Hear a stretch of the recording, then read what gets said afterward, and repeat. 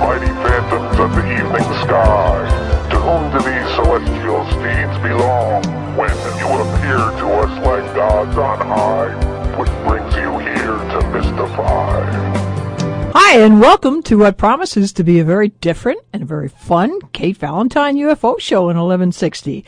Both of our guests today, Kevin Gage and Chad Meeks, have come together to produce Giant Rock, an epic UFO thriller based on true events and centered on the Giant Rock and one of the best known of the 50s contactees, George Van-Tassel. We're going to be speaking to Chad Meeks first. Hi, Chad, you there? I am here, Kate. Okay. Well, welcome to the show. I read your bio, if you don't mind me quoting it, because it's really fascinating. You were raised in the California desert in the shadow of Giant Rock, and your famous E.T. contactee uncle, George Van-Tassel. You have had alien abduction experiences, and that's led to a passion for UFOs, the occult, and metaphysical studies continued down to the present day. In addition to that, and I'm afraid we don't have time for it all, you've had a very interesting life. So I'm happy to have you on the show. Thanks for being here. Oh, thank you for having me. So a lot of people are not familiar with the Giant Rock. I was wondering if you could just fill us in on what it is a little bit. Well, the Giant Rock is about a 10-story freestanding boulder that's located approximately 40 miles from Palm Springs, California, north. It would be northeast.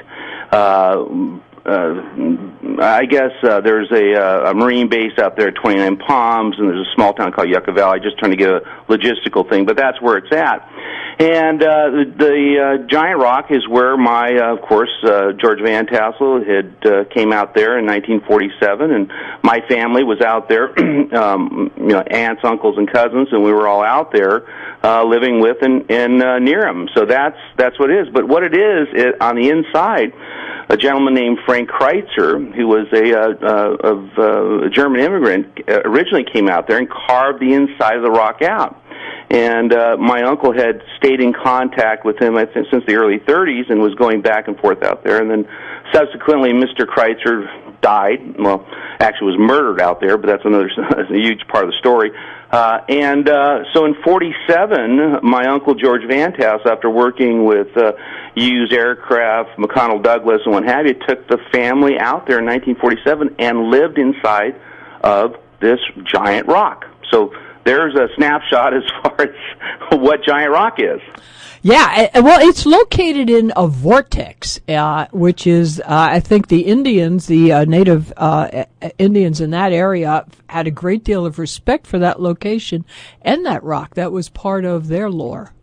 It was, and they actually gathered for, the history of it goes hundreds of years back. The indigenous Native Americans in the area would go there, and it was a place where the various initially at one time period the chiefs would meet, and actually the little Indians weren't even allowed to get near it. It was so powerful and so deemed so reverent of a place, and they worshipped.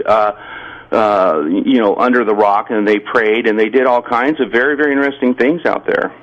And I think that's also what interested your uncle in it. He was meditating there, and he felt that he had channeled some sources, and actually came in contact with extraterrestrials. That's correct. He had many and multiple various.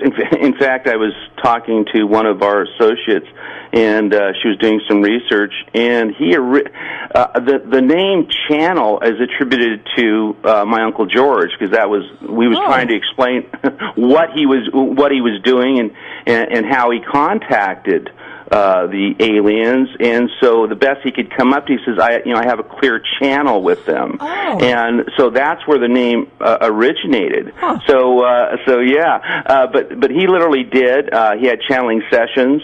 Of which I have actually most of the recordings. He had the insight to record some of these with the various alien entities. And the fascinating part, this is going on from the 50s, on up, but the fascinating part about it is that the people that I talked to since, and what have you, that were actually present in there, because he would have 10 to 12 people inside the rock, and they would all hold hands, and they would, first pray, and then George would stand in the middle, and he would actually illuminate and start talking in 3 or 4 different dialects and completely different voices, and so it was really a sight to behold. Well, it is interesting because Frank Kreitzer had set up something of a radio station, a receiver as opposed to a transmitter, and the rock itself has that piezoelectric ability. So, there's a lot of smoke here. A lot of smoke. Well, the fascinating part, Kate, is I would go inside there and experience that as a child, and of course, when you're a child, I guess you're perhaps more receptive to contact with various entities and UFOs and things like that. I would go down in the rock by myself, and I would have these incredible events. I mean, just this feeling that would come over me, and literally I would feel like that the rock was illuminating and actually speaking to me, almost like something like of the pyramids or what have you. And so I got to the point where I couldn't go down there myself. And I remember one time I wanted to go down there because it was a delightful place out in the desert. If it was really hot, it would be a nice, cool place to be. And cool as in temperature cool. And there was a piano down there, and I didn't have a piano, and I could bang on the piano and all that stuff. Well, I looked up, and all my friends had, my cousins and what have you, had left, and they had left me down there alone. And the same thing happened. I got this real weird feeling. So as my experience was, I stopped going down there because, especially by myself, I wouldn't go down there because of the energy. Well, the energy brings up another point. George Van-Tassel sometimes was looked upon as sort of a eccentric character and really hadn't accomplished much. But in actuality, he was a very accomplished pilot. He worked for Douglas Aircraft. And as such, came in contact with Howard Hughes. Howard Hughes visited him. George Van-Tassel had created a small airport with a cafe, which I guess sort of kept the family going. And he used, and now we can get into the Integratron, which he felt might supply energy to the body to help heal it or to perhaps make it live a little longer.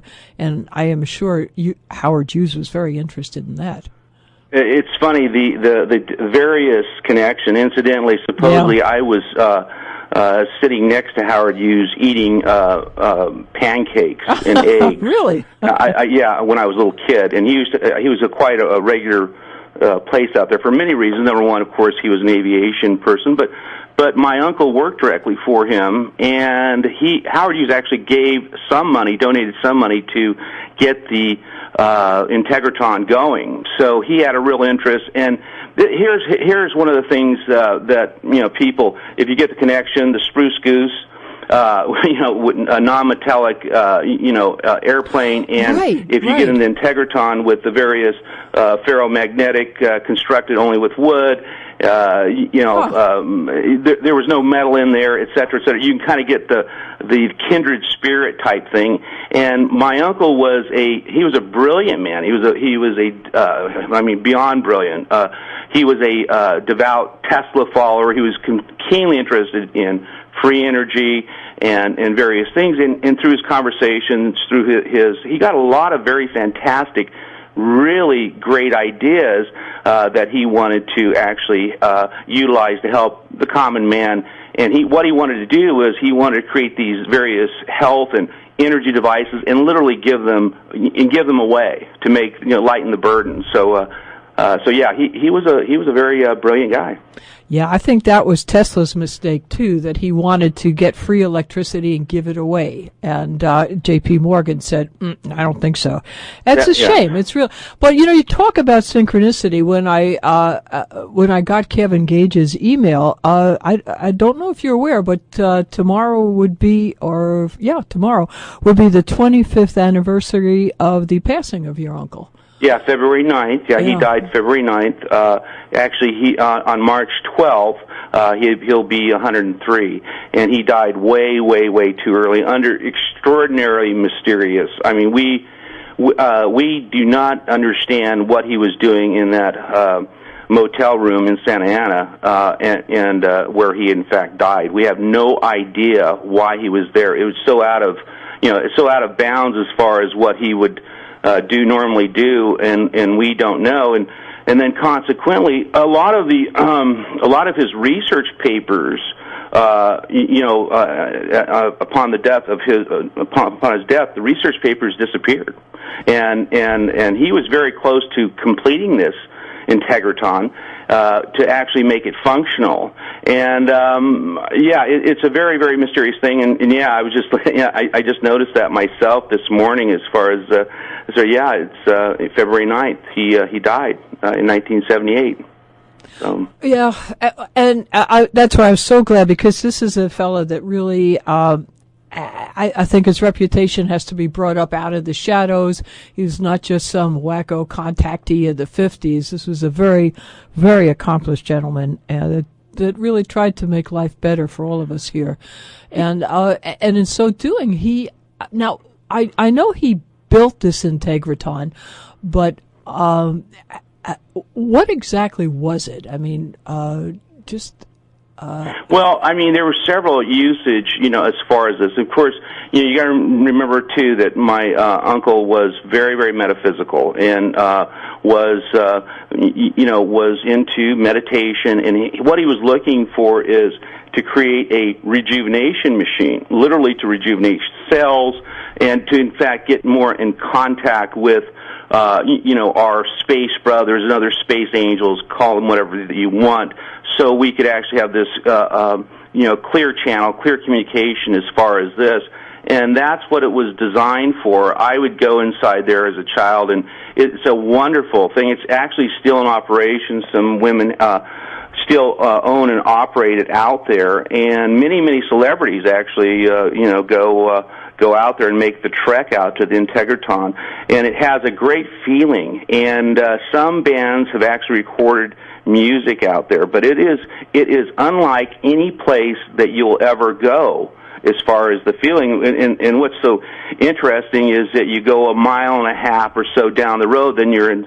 Well, the government bulldozed the inside of the rock down after his death, right afterwards, so you can't go inside the rock anymore because they caved it in because various reasons. They thought there'd be a lot of mischief going on out there after his death. But it is an interesting, one of the more interesting places that you can go, and it's really fascinating as far as that goes. But we keep thinking, he made the cover of Life magazine. He did not suffer fools. He actually had a prediction about a saucer flap, one of the most, I guess, factual predictions that he had got, and it was primarily because there's something he had in common with Howard Hughes, is that his space channel communications kept on telling him to warn everybody about above-ground nuclear testing. And of course, you have to remember, during the 1950s, we were in a Cold War, and we were emphatically, we wanted to expand our nuclear capabilities. So two things. One, he made this prediction, and all of a sudden, it's the most well-documented flyover as far as witnesses, pictures, and all that actually flew over to Washington, D.C., got him on the cover of Life magazine, and consequently brought him to the attention of a group called the later group is called COINTELPRO, which actually is a combination between the FBI, NSA, and Department of Defense, anybody who was deemed subversive. So they deemed him as a subversive. They put him on America's most dangerous list with good company. Good company. Einstein, Dr. King, several people that they did not like their method or their popularity because. And what COINTELPRO did. And they did it in very strange ways. Their big thing was discrediting and creating false stories and various things like that. In part, that's why, and I've literally been nudged by so many people and things. Chad, we have to take a quick break, and I want to go into this in some detail, sure. but we're just going to take a quick break. Okay. This is Chad Meeks on 1160 WVNJ. He's talking about his movie, The Giant Rock. It's going to be a thriller. You got to go to the website and find out more about it. If you have questions, post them now on our website, AtlanticCoastUFOs.com. And we'll be right back.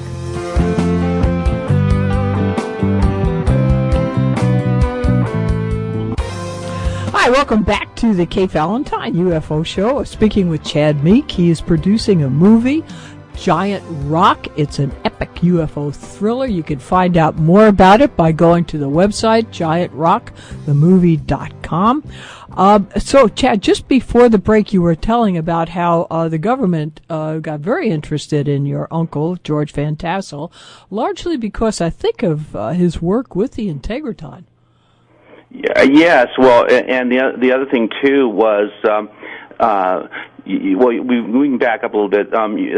This group was actually started during FDR and Truman administrations. They were literally very concerned, and through the Freedom of Information Act, we actually know Churchill's brought into this thing too. And FDR and Churchill were so worried about people coming in contact with UFOs, and it was primarily because their concern was that they would not, if they understood or knew about extraterrestrials, that they would not attend church and not pay their taxes, and really not get into the various materialistic, way of life that they wanted to do for their respective, economies. So that was a huge issue. So anybody that claimed that they had a encounter immediately was brought up on the radar, and then the whole motion and the whole thing was literally focused on them to figure out how they could in fact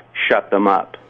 What? So, and that actually happened to my uncle on so many different. I mean, I illustrate it quite well with the various things. And this actually goes into mind control, psychological warfare, to actually drugging, some of these people, and that is actually in the screenplay, and it's going to be in the movie. We're going to bring a lot of this stuff out simply because it has to be brought out.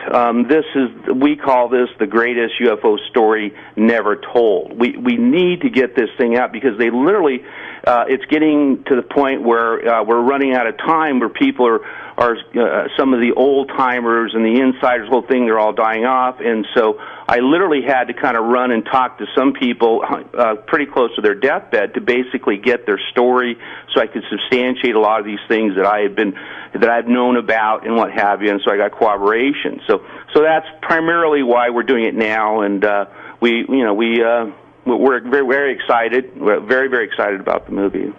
So you're sort of carrying on your uncle's legacy, and you yourself have been on a quest for renewable energy, I feel. Yes, I have, and that's been my main thing, and it really comes from I've actually been on the other side, on the carbon side. I've ran energy companies and what have you, but what I always wanted to do was figure out more or less a non-carbon area, and it's really funny because, well, it's not funny, but it's really interesting as far as some of the stuff that in some of my uncle's writings of his interest at the subatomic level as far as how energy works, and I'm very fascinated about that. I mean, as far as how advanced, I mean, he's light years ahead of me in my understanding, but I've always wanted to get more and more people interested in doing things renewable and sustainable. So it's been my thing, and I have projects that I hope to get launched too somewhere down the line. But our first main thing that we've got to do is we've got to get this legacy out. We've got to make sure people remember him as far as what he did and some of the sacrifices, but personally that he made in order to do this. Kate Valentine speaking with Chad Meek on 1160 WVNJ. Now, Chad, you state in your bio, too, that you've had some alien interaction yourself. Do you feel like you've been given a message or a mission to complete? This goes on the kind of the weird life of Chad C. Meek as far as this. I've literally had many experiences out in the desert, and the various entities kind of followed me as far as this. And I've actually been resisting most of the time. I mean, because essentially, I didn't want to be the guy who had alien abduction experience. I didn't want to be the guy that believed, you've got to, historically, you have to remember where I come from. I wanted to be like the rest of the cool kids and things like that who had so-called normal existences and things like that. So I've always resisted it. In fact, I remember recalling one time I was about 16 years old. I was within a group of my friends, and my uncle, who always appeared on many television shows, they had him on there, and I'm sitting there, and everyone's going, "Oh God, this guy is so good. This guy is so great." And I was living in the L.A. County area, far removed from the desert, and I just sat there mute. I didn't make any comment because I didn't want anyone to think that I was particularly different. Well, I'm a little older, a little wiser. I've been chased by my uncle. There have been so many. It's been substantiated so much as far as what I'm supposed to do. So many events have come up. I finally said, okay, I give up. I'm going to do this, and we're going to do this right. And then a whole set of circumstances, and Kevin can probably fill you in on more when he comes in as far as that actually occurred, that just absolutely propelled us into getting after this in a real serious way. So, yes, I have had my own experiences. They've been fascinating. I would prefer not to have them, as far as in many parts of my own life, but also too at my current age, I embrace them and say, hey, it's who I am, it's what I've made of, it's part of my own legacy to be a part of the whole Giant Rock experience. Well, I'm glad you did, because even myself, and I've been very interested in UFOs and and all that for a long time, but I would sort of have written off George Van-Tassel and Adamski and so on as just sort of, I don't know, I just never thought there was anything much to them. But having read about your uncle and the Integratron and the Giant Rock, I realized that this was indeed a giant among men, not just the rock, he was as well. Yeah, well, there's a lot of snobbery, and like any, there's a lot of UFO snobbery, and I've kind of suffered through some of it, and I've heard, the various, they refer to them as the tinfoil hats and what have you. Yeah, definitely. And I take kind of an issue with that, because essentially, had they not have been there, I don't think a lot of the people that are commenting today and experiencing that we would be here and getting as much information as we have now. So I think it's kind of they try to distance themselves from this, but you got to remember, where would you go if you had an experience? One of the things too, and this is really what he did. If you were an airplane pilot and had a encounter with UFO, or if you were a military person, which I would always wonder why there would be Marine helicopters out in front of my uncle's restaurant, and why my uncle would be talking to these people as far as that. Well, it's because they were experiencing things, and a lot of people had a hard time, and it's almost a play on words, integrate the experience. And so, whereas some people really had severe emotional problems, basically, experiencing stuff, they would go seek my uncle out, and he would literally explain to him what's going on, what had happened to him. And the first thing he would say to all of them is, the only person you can talk to about this is me. He said, don't tell your superiors, don't tell your employers, because you will be out of a job. And he had the experience, so he was really the go-to guy. So on a personal level, he was doing a lot for a lot of people, and it was all selfless. And and I'm sure your movie's going to bring that out. And again, it's GiantRockTheMovie.com. And Chad, thank you so much for being here with us. We're going to take a quick break, and then Kevin Gage will be on. But for those of you listening out here, you can still post questions and comments. I'm sure Chad and Kevin will be more than happy to answer them. Chad, thank you again for being here. For more information on this upcoming film, GiantRockTheMovie.com. We'll be right back after a short break. We're speaking with Kevin Gage.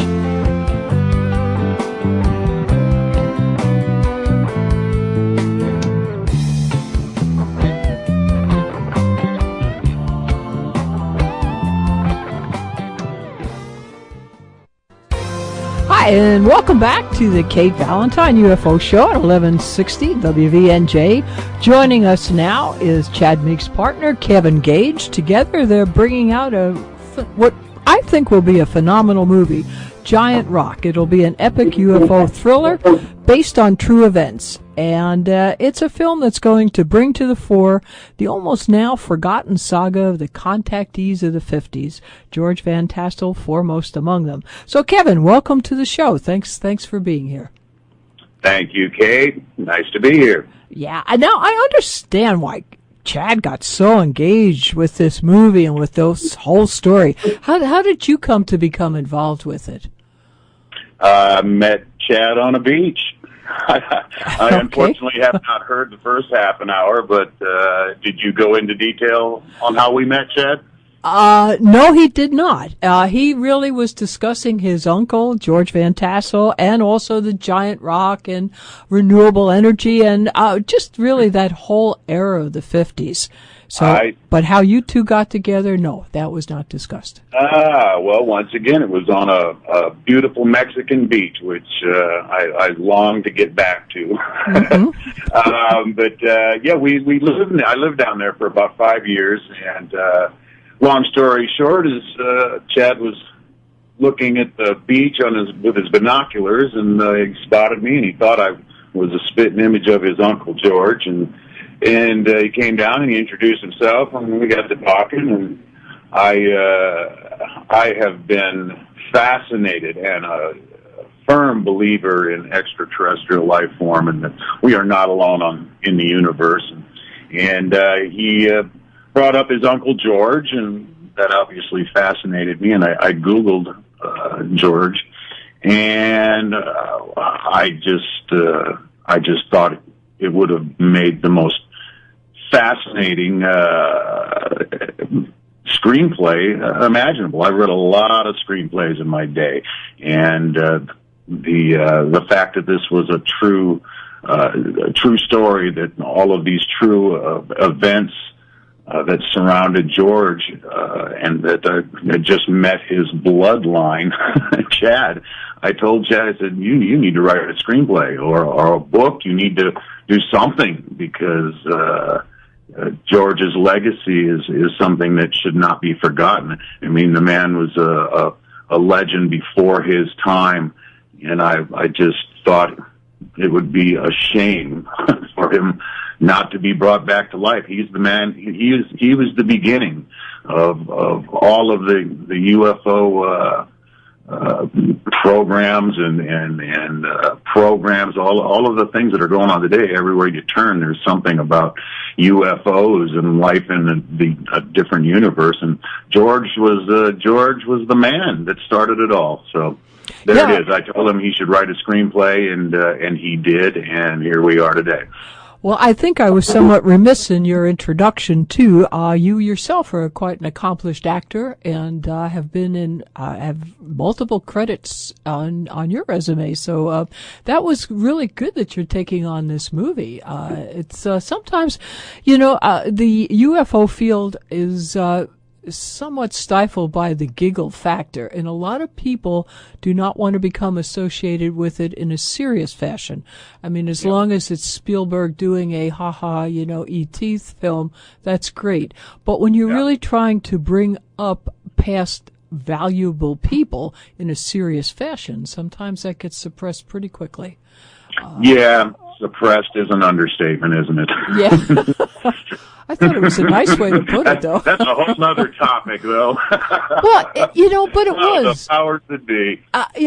Actually, Chad had brought up the fact that his uncle's death was somewhat questionable. And and along with him, Wilhelm Reich also met the same end, and they were interested in the same fields.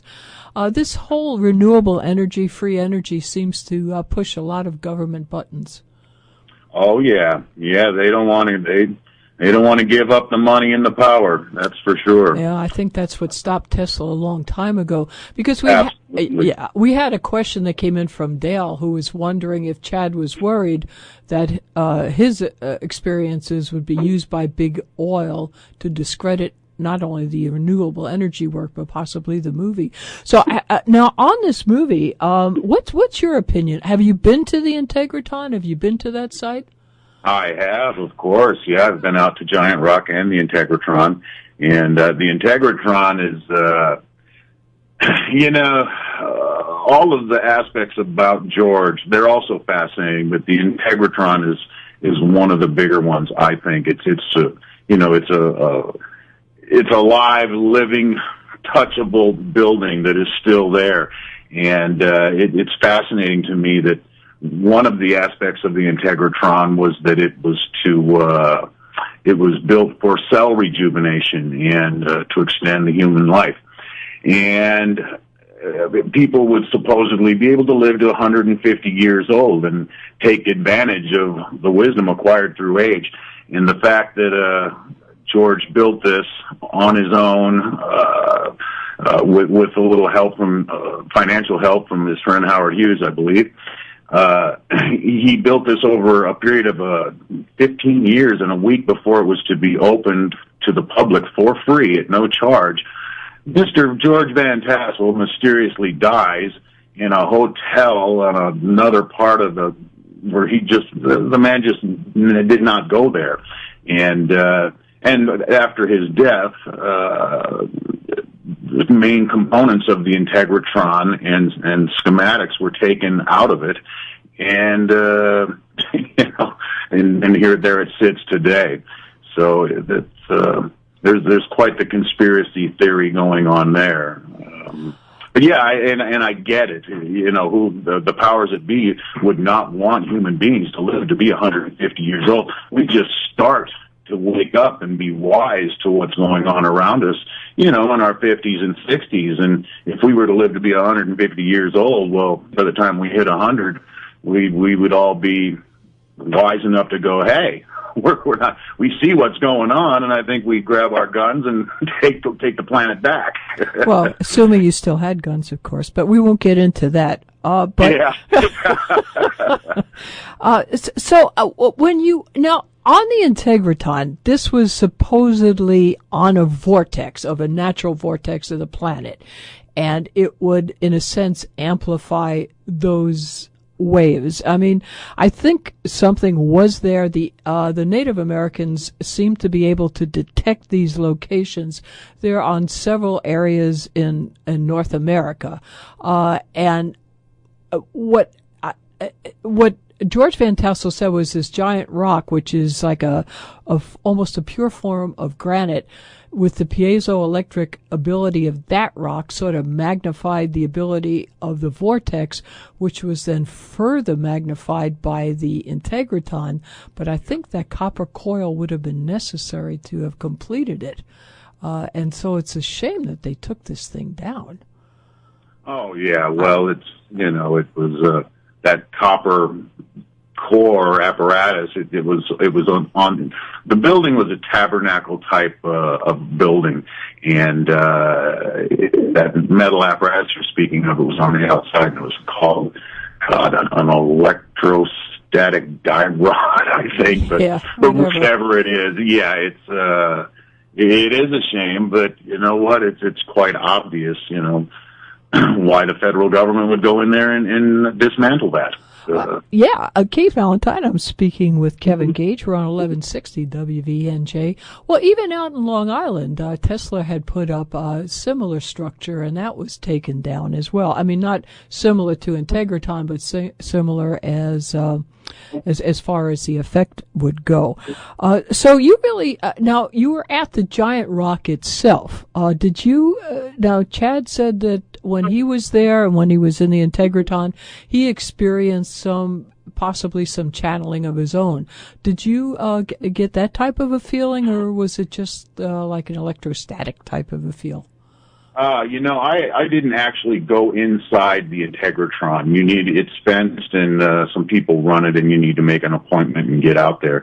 But I saw it, stood near it on the other side of the gate, and no, I can't say that I felt anything there, but I did at Giant Rock. Back to what you were talking about, the the electromagnetic field or properties around that rock, and the Indians, the Hopi Indians, way back when, God, it was a sacred rock that only the chiefs were allowed to be near, and there were predictions made that if the rock split down the middle, it would be the end of times, and if it split off to the side, that good things were to come to the planet. And there was a given date when this was going to happen, and I believe it was 2001. Well, the damned rock actually split. Yeah. And fortunately, it was not down the middle, and it was off to the side. And when you look at it, you can see the crystalline structure of the rock. It's mind-boggling, to say the least. And when I was there, yes, I could feel an energy, and it sounds so odd, I'm sure, to your listeners. I know it sounds odd to me whenever anybody speaks of feeling weird energies, but I cannot deny the fact that, there was something heavy going on there. So you really feel compelled to make this movie, not just that you think it will be an interesting movie, and we did have a question come in, was how and when will it be distributed, but you think that there's a lot of important information to be distributed as well. Absolutely. Once again, I think, I don't know, I all of a sudden, after researching George as much as I have and being as obsessed with life in the universe the way I have been all my life, I just feel that his legend, his history, it needs to be brought back to life and preserved. The man was far ahead of his time, and it's such an interesting story. And George was about, the bottom line, there's so many different aspects to him, but the bottom line is he was about the people of the planet reaching a higher level of consciousness and basically following the golden rule. And these are things that I have not thought about much all my life. I've been a single man most of my life and no children, but I now have a 6-year-old boy, and I think about the future. And we are just borrowing the planet from our children, and George's messages from the stars above need to be brought back to life, and his history and legacy needs to be preserved. Yes, and the demographics obviously are off the charts when it comes to UFOs, movies or books, or just the subject matter. Period. These days. Yeah, it's gotten to be a really almost a universal interest at this time, and not discouraged the way it used to be. We're going to have to take a quick break. Kate Valentine here. I'm speaking with Kevin Gage. We're talking about a movie that will be coming up, Giant Rock. It's going to be an epic UFO thriller, and it's based on true events. And it will be a film that will bring to the fore the almost now forgotten saga of the contactees of the 50s, George Van-Tassel being the foremost of them. We'll be right back after a short break. We'd love to hear your questions and comments. You can post them on our website, AtlanticCoastUFOs.com.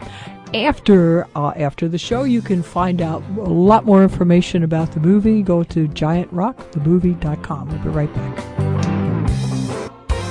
Hi, welcome back to the Kate Valentine UFO Show on 1160 WVNJ. We're speaking to Kevin Gage. He has partnered with Chad Meeks to produce this very fascinating film, Giant Rock. I'll tell you, over the break, Kevin, we had a question that came in from Dale. How and when will the movie be distributed? And how does this go? And how do you make a movie like this? I have absolutely no experience, and I know it's not bringing out your father's camera and just letting it go. How do you go about this? Well, it's a good question.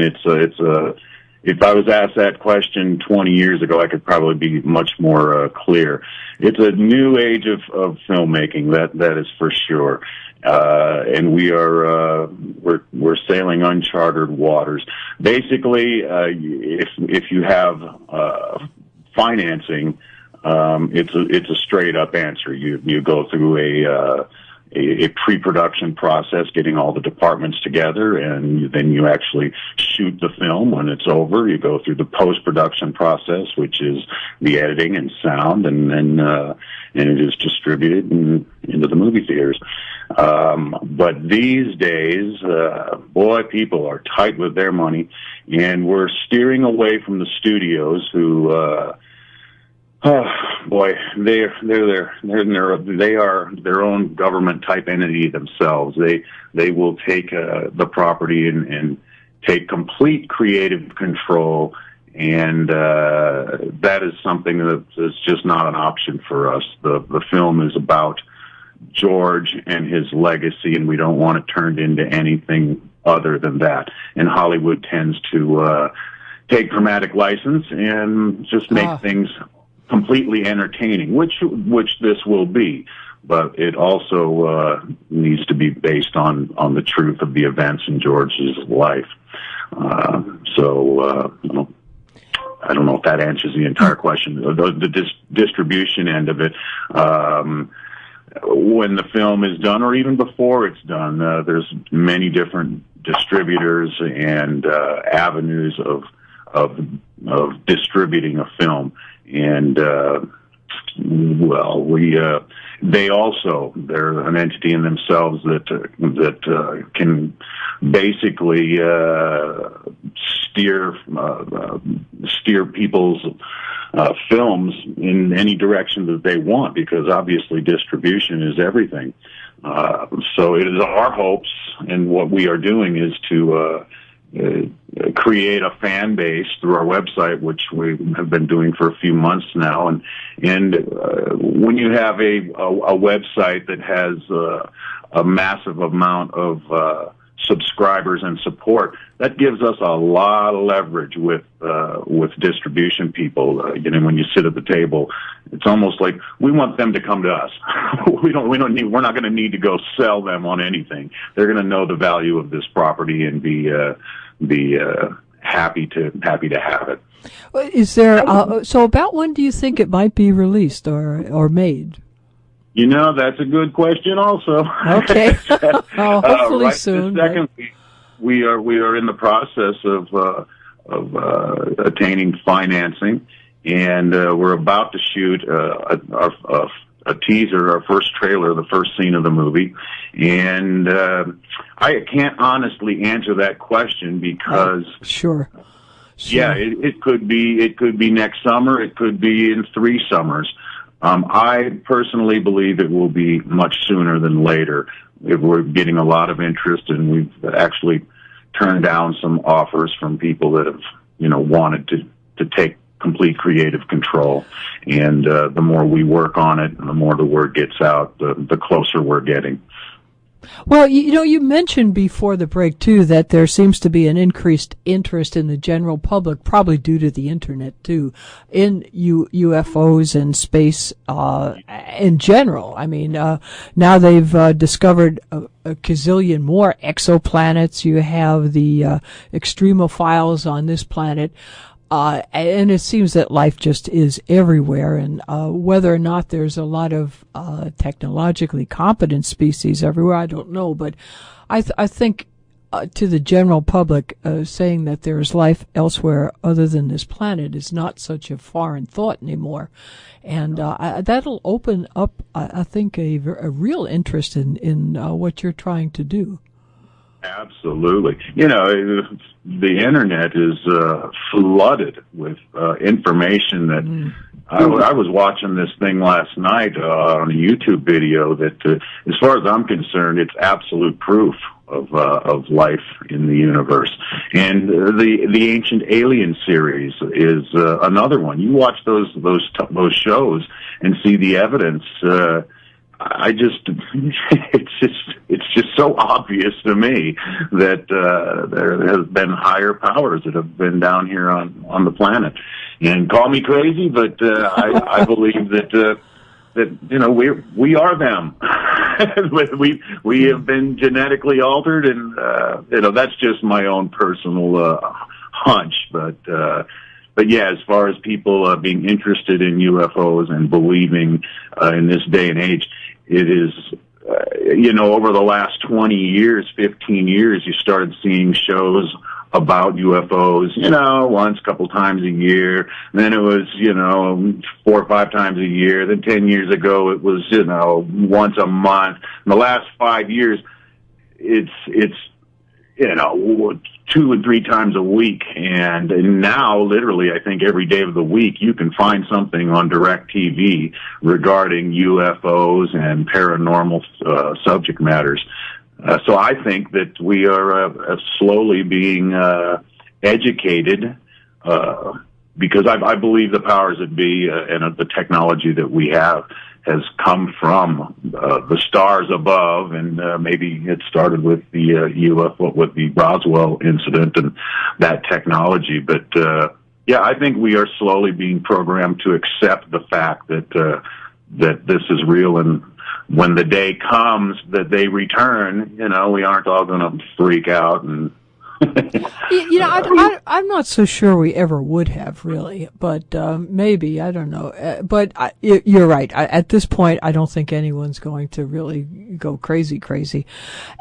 There's a lot out either. I think we'd have stopped going to work and paying our taxes. That's what I think, which is why that would be a bad thing. That would be a bad thing, yeah. Well, never mind. But that was the old Steve Martin joke. But, there's a lot of talk in UFO circles that Spielberg was actually a government agent and created a lot of his work, such as E.T., to sort of introduce these whole thoughts of there being alien visitations on this planet in not such a bad way. Would not surprise me one bit. George Van-Tassel was a technical advisor on, the Spielberg project. It wasn't E.T. What was the other one? With Richard Dreyfuss. Contact of the Third or Fourth Kind. That was the one with the Close Encounters. Yeah, such a great film. Why can't we remember that? I think George was a technical advisor for Mr. Spielberg. Was he really? Wow. It was either that or E.T. I forget which one, but yes, that's a fact. Whoa. Well, I sometimes think of him as being in the 50s and not having been active into the late 70s. You think of him as almost an historic figure and not a more recent one. Yeah, and it must have been E.T. because George died in the late 70s, and I guess I could be mistaken, but I know that he was a technical advisor for Mr. Spielberg on one of those projects. Wow. Well, so he was well known. I mean, and respected enough. Well, again, you forget that was one part of his life, the giant rock and the Integratron. He was a pilot for Douglas Aircraft. He was a good friend of Howard Hughes. This was not just some, as they said, tinfoil hat-wearing guy out in the middle of the desert.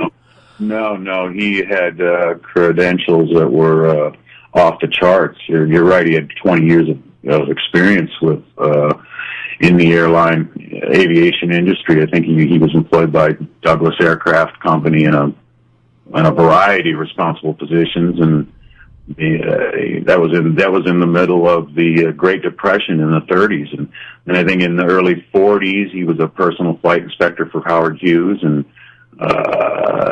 after Howard Hughes. God, where did he go to work? Oh, he was a safety inspector, I think, with Lockheed until 1947. And that is coincidentally the year of Roswell, is when George had,